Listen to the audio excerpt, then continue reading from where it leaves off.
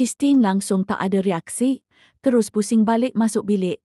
Petang tu, stilis datang rumah bawa banyak gaun, nak siapkan Mak Allen untuk sambutan malam nanti. Bawa rumah meriah sangat, Christine berdiri depan tingkap kaca besar, rasa diri macam orang luar. Ketiga, tolong Mak Allen pilih-pilih gaun. Dua-dua ketawa gembira. Mak Allen cakap terang-terang depan orang lain, dia memang nak sangat Ketiga jadi menantu. Ketiga tukar banyak gaun, setiap kali tukar, dia akan jalan depan Allen sambil tanya, "Lawakah? Yang ni okey tak?" Allen tetap layan, tak pernah penat jawab, "Siap, tolong pilih." Sama-sama dengan mak dia, akhirnya pilih gaun warna emas. Masa tu, entah kenapa, Allen tiba-tiba pandang atas dan bertembung dengan renungan kosong dari Christine. Dia tinggalkan mak dia dan Ketiga. Terus naik ke atas, buka pintu bilik perlahan-lahan. Christine masih berdiri depan tingkap. "Kes, turunlah, cuba gaun sekali." Suara Allen sedikit bergetar. Dia sendiri pun tak faham. Kenapa rasa takut sangat sekarang? Christine masih ada kat sini. "Tak payah," jawab Christine pendek. "Lagipun, Kis, pakai apa pun cantik. Esok, awak juga tetap akan jadi tumpuan." Allen berdiri belakang dia, nak peluk, tapi takut tersentuh luka. "Allen," Christine bersuara perlahan, "esok, awaklah yang akan jadi tumpuan." Malam tu, Allen masih lembut macam biasa. "Lepas ni, saya akan luang lebih masa dengan awak. Takkan biar awak sakit lagi." Dia layan Christine macam permata, pujuk sampai tertidur. Lepas tu, dia keluar dari bilik, senyap-senyap. Christine tak buka mata. Dia dah tak peduli lagi. Allen nak pergi jumpa siapa pun, dah tak ada kaitan dengan dia. Tidur Christine tak lena. Sepanjang malam dia ulang-ulang dalam kepala.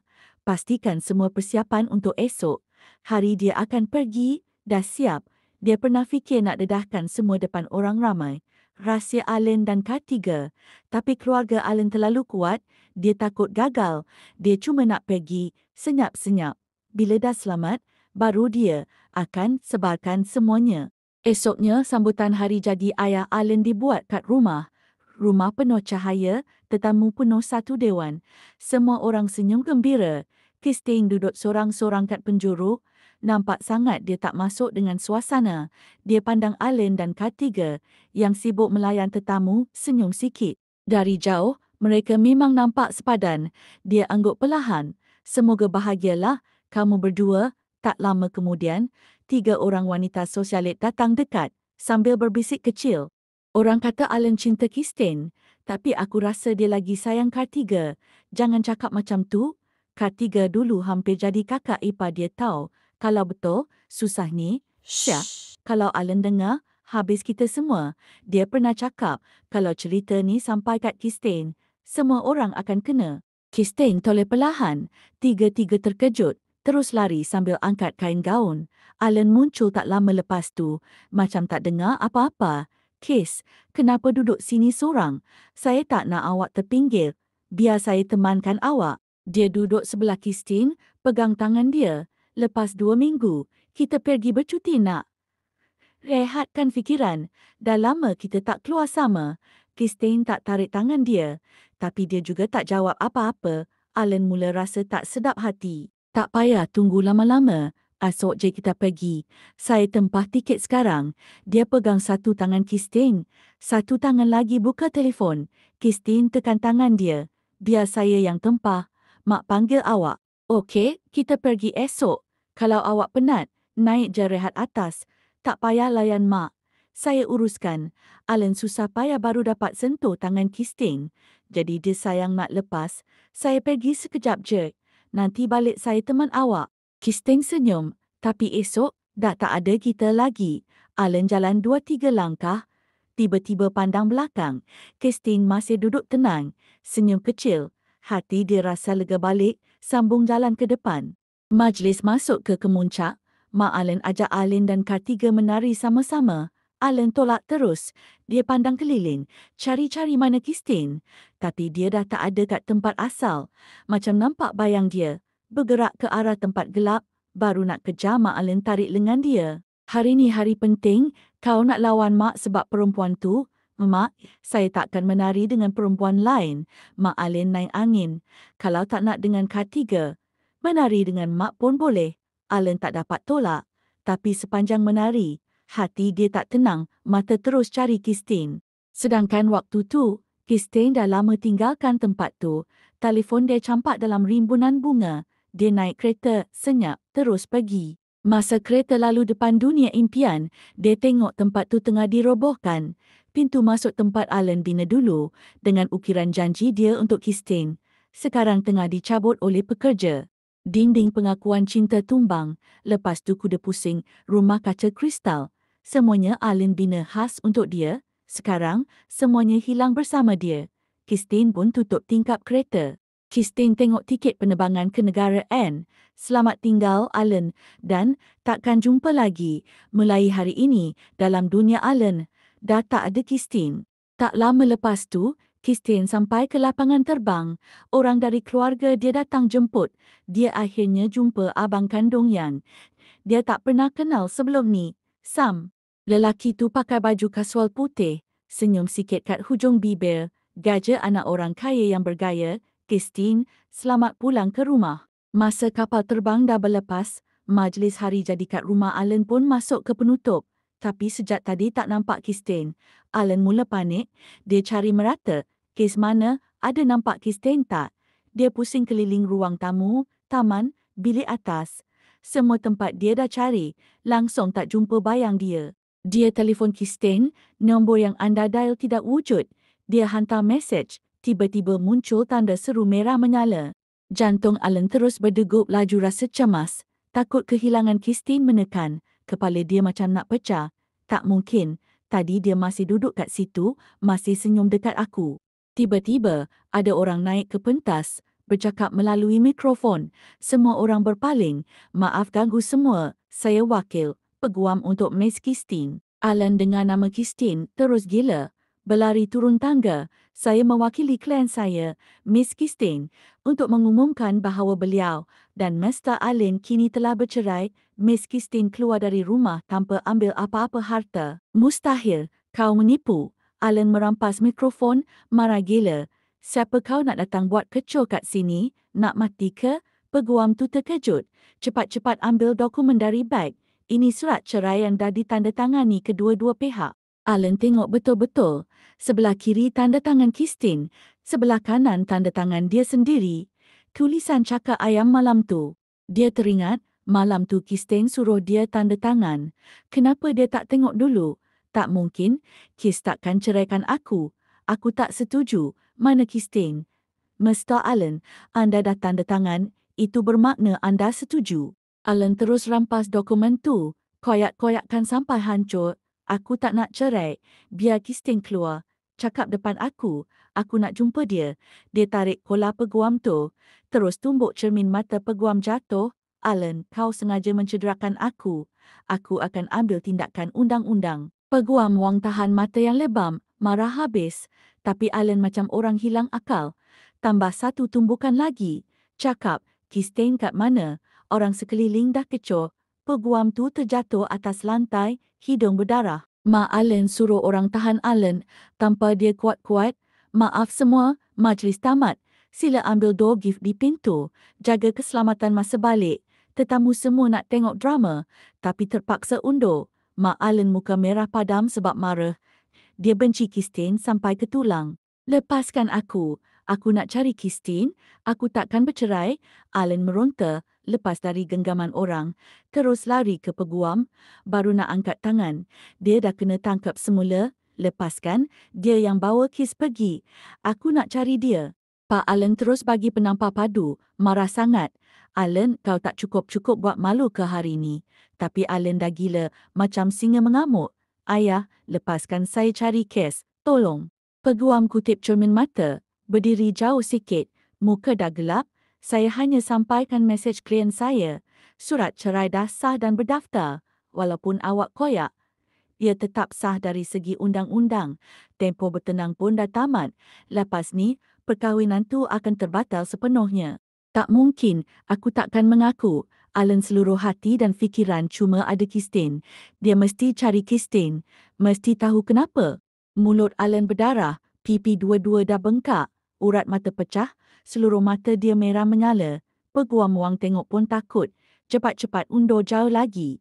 Mr. Allen, isu cerai dah selesai. Sekarang, kita bincang hal pukul peguam. Pak Allen muka berubah. Pandang peguam dengan waspada. Saya akan bayar ganti rugi, juga pampasan emosi, dan saya pertimbangkan untuk lantik awak. Sebagai peguam syarikat kami di CCT, keluarga kami paling besar. Bekerja dengan kami, impian semua peguam. Untuk tutup masalah Allen, Pak Allen terus hulu dahan zaitun. Peguam tu betulkan baju, butang koyak, dan rakat baju dia. Tapi dia langsung tak peduli dengan peluang emas tu. Terima kasih atas tawaran, tapi saya tak perlukan duit.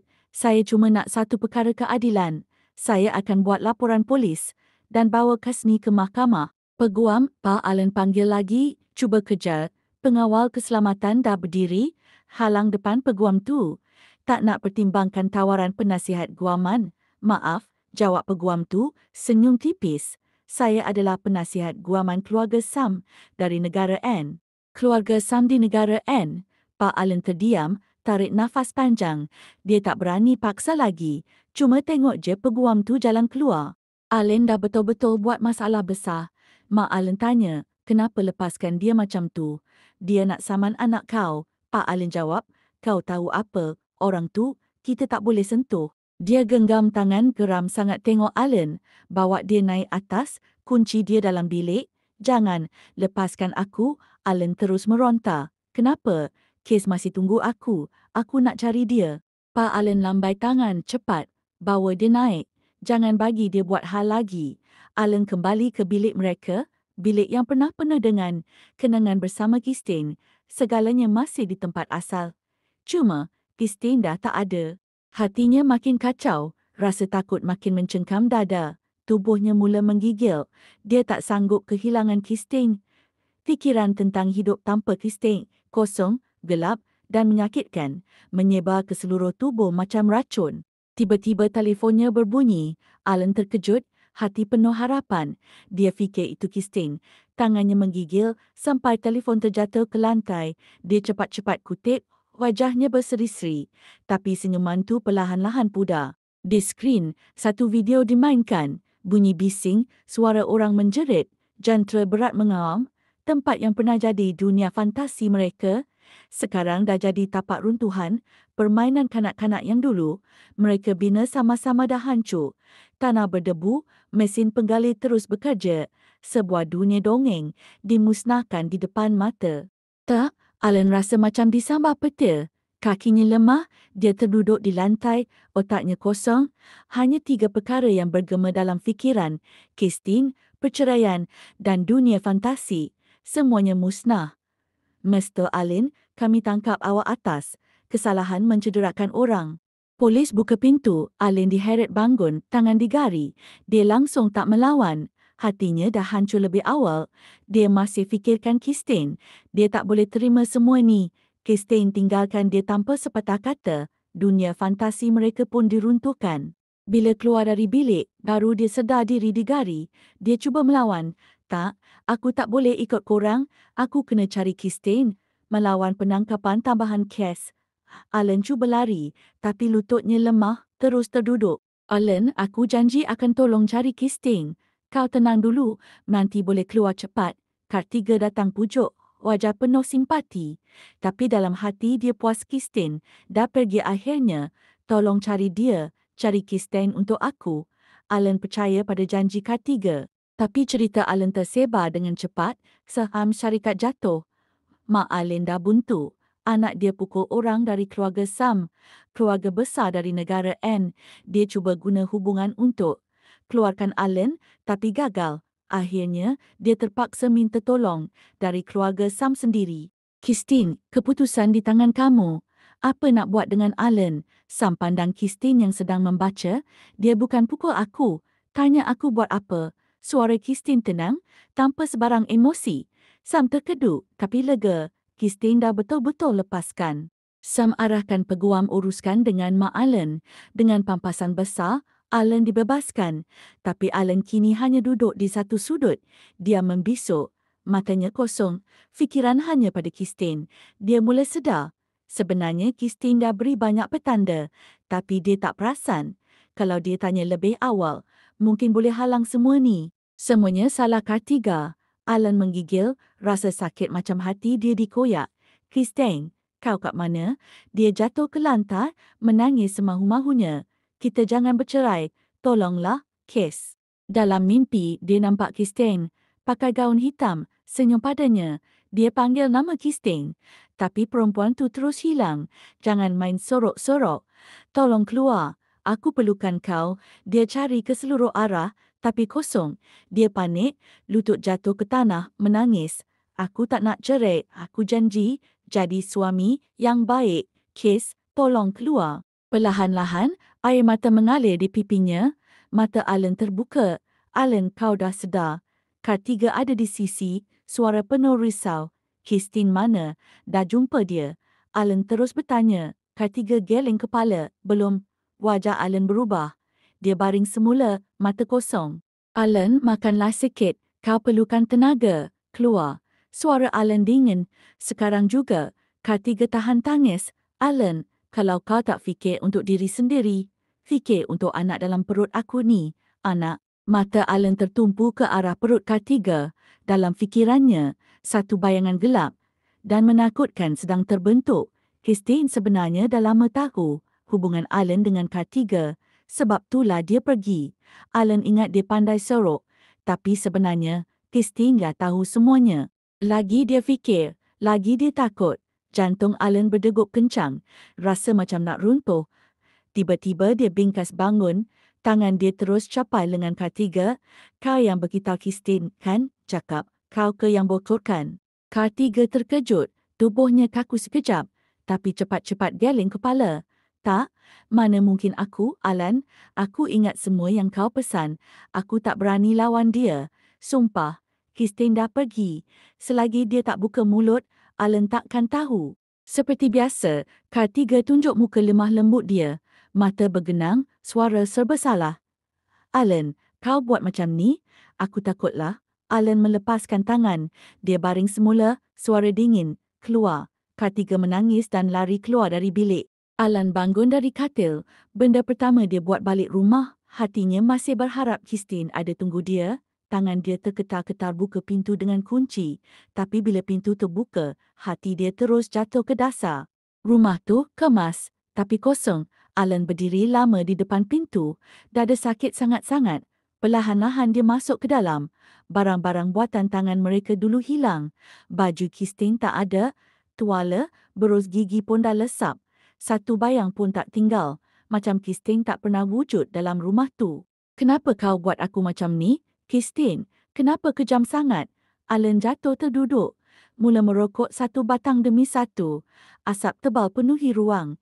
Christine paling tak suka dia merokok. Biasanya dia akan marah. Akan rampas rokok dari tangan dia. Tapi sekarang, tak ada siapa datang. Dia terbatuk kuat, mata berair, baru sedar. Christine memang takkan balik dah. Dia campak rokok, mula buat panggilan. Cuba cari balik hadiah-hadiah yang Christine pernah dermakan. Tanah tapak dunia fantasi itu, dia beli balik. 3 kali ganda harga. Dia yakin kalau dia boleh pulihkan segalanya, Christine akan balik. Anak derhaka, kau nak habiskan harta keluarga. Pak Alan datang bawa kontrak beli tanah. Dihentak terus ke muka Alan. Modal syarikat semua kau guna beli tanah tak berguna tu. Kau dah gila ke? Alan bangkit, mata merah. Tanah ni berharga. Untuk aku. Aku akan jual harta sendiri, tampung balik duit syarikat. Tapi tanah ni, jangan usik. Alan, kau nak gila sampai bila? Alan tak jawab. Terus keluar, marah-marah. Alan balik sini. Tapi Alan dah jauh. Tak peduli. Dia jual saham beberapa syarikat bawah nama dia. Masukkan duit ke dalam akaun syarikat. Cukup untuk diamkan bapanya.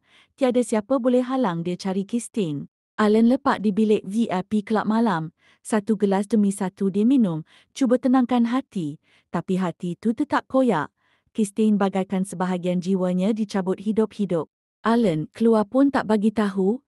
Congrats bro, akhirnya bebas dari Christine. Betul tu. Kau dengan Kartiga lebih sesuai. Christine dah blak. Kau dah boleh kahwin terang-terangan. Bila nak buat kenduri, kita boleh sambut besar-besaran. Alan tak tahan, terus capai botol, hentak ke kepala orang yang cakap tadi. Darah terus mengalir, dia cekik leher lelaki tu. Bini aku cuma Kristen. Siapa lagi berani buka mulut, aku bunuh dia. Semua orang tergamam. Alan, kau gila ke? Pukul kawan sendiri sebab Kristen. Masa kami tolong cover kau, tak ada pun marah-marah. Semua tu saksi cinta dia pada Kristen dan saksi kecurangannya dengan Kartiga. Cakap lagi, aku sumpah aku bunuh kau. Alan dah tak waras. Kau yang main api, kenalah tanggung padah. Semua orang tahu kenapa Kristen tinggalkan kau. Diamlah, cepat dah. Lelaki tu ditarik keluar. Alan tergamam. Dia tak dapat nafikan sebab itu je yang logik. Kenapa dia tak tahu? Dia patut tak dengar cakap kawan-kawan, patut tak main belakang Kristen. Aku bodoh. Aku khianat orang yang aku paling sayang. Kristen, aku kejam. Dia menjerit, marah pada diri sendiri. Lepas tu rebah, pengsan. Dia dibawa balik rumah, mengelupur dalam demam dan kesakitan. Kartiga jaga dia, bantu salin baju.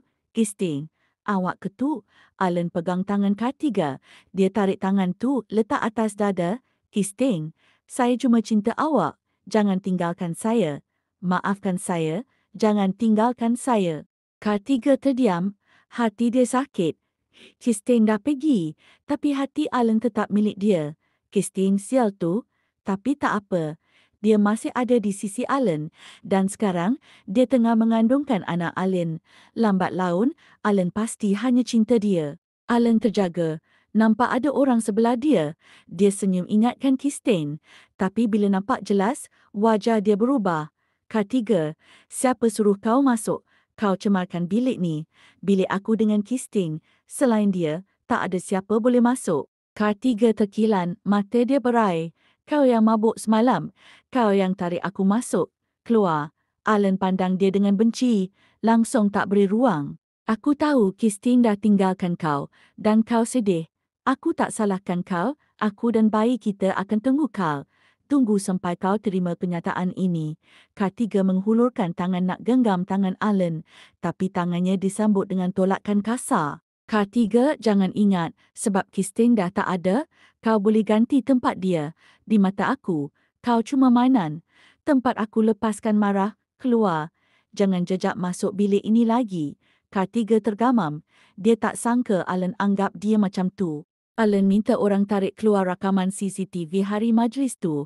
Dia perasan Kristen campakkan sesuatu ke dalam pokok bunga sebelum dia pergi. Dia rasa sedikit harapan mungkin itu petunjuk. Dia terus masuk ke dalam semak. Lutut jatuh ke tanah. Tak hirau patu tajam mencucuk tapak tangan. Dia selongkar satu persatu dan akhirnya jumpa telefon Kristen di bawah rumpun lalang. Hari ke-21 selepas Kristen menghilang, dia jumpa telefon itu. Alan duduk diam di atas katil, renung skrin telefon, jantungnya berdegup laju, tangan menggigil. Telefon Kristen hampir kosong, semua dipadam kecuali mesej teks. Dia buka mesej terakhir, mesej provokasi daripada Kartiga pada hari majlis itu. Lagi dia scroll, lagi dia nampak mesej. Dan gambar yang dihantar Kartiga semasa sesi cuba baju, Kristen pernah balas mesej-mesej itu. Hati Alan seakan direnyuk. Kristen memang tahu dan dia tinggalkan Alan dengan maruah terakhirnya, menyerahkan Alan sepenuhnya kepada Kartiga. Setiap kali Kartiga hantar mesej atau gambar, Kristen akan nampak. Alan rasa gelap pandangan, dia sendiri pun tak sanggup tengok semua tu. Apatah lagi Kristen. Macam mana dia sanggup buat macam ni? Macam mana Kristen tanggung semua ni sorang-sorang? Bukan saja Kartiga, Mak Alan pun ada mesej Kristen. Mesej-mesej yang paksa dia berundur. Alan genggam tangan. Nafas dia sesak. Jadi, masa dia lafaz janji setia di depan semua orang, Kristen dah tahu semuanya. Wajah Kristen muncul dalam fikirannya. Penuh kecewa, hilang harapan. Bila Alan tipu, sinar di mata dia padam serta-merta. Alan, kalau kau curang, aku akan pergi. Aku akan lenyap terus dari dunia kau. Itu janji Kristen. Alan turun bawah dengan telefon di tangan.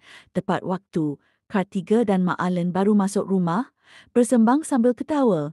Alan pandang Kartiga. Langkah demi langkah mendekat. Wajahnya pucat, dingin macam mayat. Tak perlu minta maaf. Aku tak akan maafkan. Dia tarik tangan Kartiga heret ke depan dan cekik leher dia. Aduh, sakit. Kartiga menjerit. Rasa takut mula merayap ke seluruh tubuh. Alan, lepaslah. Tolong. Saya takut. Saya tak boleh nafas. Dia cuba lepaskan diri, tapi Alan langsung tak hiraukan. Takut. Masa kau hantar semua gambar dan mesej tu kat Christine, kau takut ke? Kartiga terkejut. Cuba nafikan. Bukan saya. Christine cakap apa pada awak? Sampai awak salah faham. Diam, Christine dah pergi. Kau masih nak hina dia. Alan cekik lebih kuat. Mata Kartiga merah penuh urat darah, hampir terburai. Dia nak campak telefon ke muka Kartiga. Tapi itu satu-satunya benda peninggalan Christine. Dia tak sanggup. Aku dah kata, jangan libatkan Christine. Tapi kau tak pernah dengar? Kartiga, kau cari mati. Kartiga mula kaku, lidah terjulur, suara tersekat-sekat. Mak, tolong. Alan, lepaskan. Kau dah gila ke? Mak Alan tepuk tangan Alan sekuat hati. Dia mengandung anak kau. Lepaskan. Alan ditarik oleh pembantu rumah. Kartiga terhempas ke dalam pelukan Mak Alan. Cuba tarik nafas. Anak, ya, aku lupa. Ada budak dalam perut tu. Mata Alan menyala api. Dia melangkah ke depan. Kartiga, kau tak layak lahirkan anak aku. Kalau budak tu lahir, peluang dia dengan Christine akan padam. Jangan cakap mengarut. Ini anak kau. Aku baru teman dia check up. Doktor kata besar kemungkinan lelaki. Mak Alan berdiri halang, tapi mula takut tengok wajah Alan. Kau sentuh budak tu, aku buang kau dari hidup aku. Kau bukan lagi anak aku. Alan berhenti, pandang mak dia. Mak, kau sama macam Kartiga. Kau pun sakiti Christine. Aku takkan sentuh mak, tapi dia. Selagi aku tak jumpa Christine, kau jangan harap dapat cucu. Kartiga ketakutan, peluk mak Alan. Mak, selamatkan saya. Alan tak peduli. Tarik Kartiga keluar dari pelukan. Kartiga hampir jatuh. Alan, tolong jangan sakiti saya dan anak ni. Saya tak tahu apa-apa pasal Christine. Alan tampar kuat Kartiga. Pipi dia merah menyala, darah meleleh dari hujung bibir. Kartiga, buat salah, kena tanggung. Tak, kau tak boleh buat aku macam ni anak kau. Air mata Kartiga mengalir. Alan, kalau betul kau cuma cintakan Christine, habis aku ni siapa? Anak dalam perut aku ni siapa? Diam. Mata Alan penuh amarah dan dendam. Pada aku, kau cuma mainan. Apa hak kau nak hancurkan aku dan Christine? Kartiga geleng kepala. Tak nak percaya. Kita kenal dari kecil. Kau sayang aku. Alan senyum sinis. Sayang, aku cuma sayang Christine. Alan, kau tipu aku, kan?